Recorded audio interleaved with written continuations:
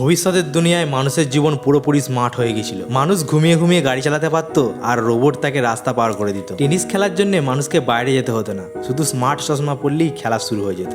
এমনকি কুকুরটাকে বাইরে ঘোরানোর জন্য রোবটটাকে ব্যবহার করতো। এখানে প্রত্যেকটা মানুষ অলস হয়ে গেছিল, ছোট বড় সবই কাজ রোবটকে দিয়ে করানো হতো। একদিন সেখানে একটা আজব ঘটনা ঘটে।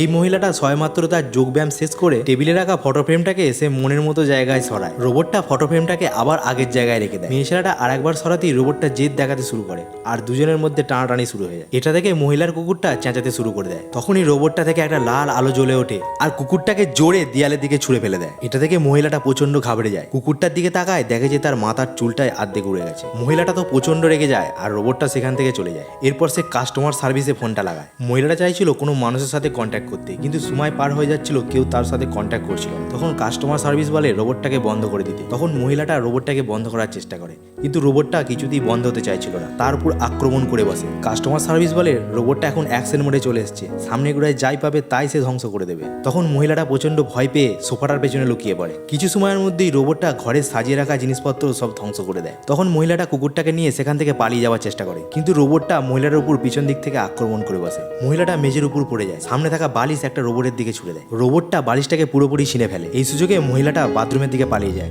আর সেখান থেকে একটা মোটা চাদর নিয়ে আসে। এরপর রোবটটা যখন তার কুকুরটাকে আক্রমণ করতে যাচ্ছিল, পিছন দিক থেকে এসে মহিলাটা চাদরটা তার উপর চাপা দিয়ে দেয়। এতে রোবটটার চোখ চাপা পড়ে যায় আর আক্রমণ করা বন্ধ করে দেয় সে। ঘরের মধ্যে এত হুটোপাটি হওয়ার কারণে ঘরের সিকিউরিটি সিস্টেম চালু হয়ে গেছিল। সে ভেবেছিল ঘরের মধ্যে কোনো বদমাস লোক ঢুকে পড়েছে, ফলে দরজাগুলো অটোমেটিক লক হয়ে যায়। সেখানে থাকা রোবটটা আবার কিছুক্ষণের মধ্যে চালু হয়ে যায়। মহিলাটা দরজাটা খুলে পালাবার চেষ্টা করতে যায়। দরজাটা লক থাকার কারণে সে যেতে পারছিল না ওখান থেকে। রোবটটা এবার তার সব হাতিয়ার চালু করে মহিলাটার দিকে এগিয়ে আসছিল। তখনই সেখানে বন্দুক হাতে নিয়ে একটা লোক মহিলাটাকে বাঁচাতে চলে আসে, কিন্তু রোবটটা লোকটার উপর ইলেকট্রিক শর্ট মারে। লোকটা অজ্ঞান হয়ে পড়ে যায় আর বন্দুকটা মহিলার হাতে চলে আসে। মহিলাটা একটুও সময় না নষ্ট করে রোবটটাকে গুলি করে।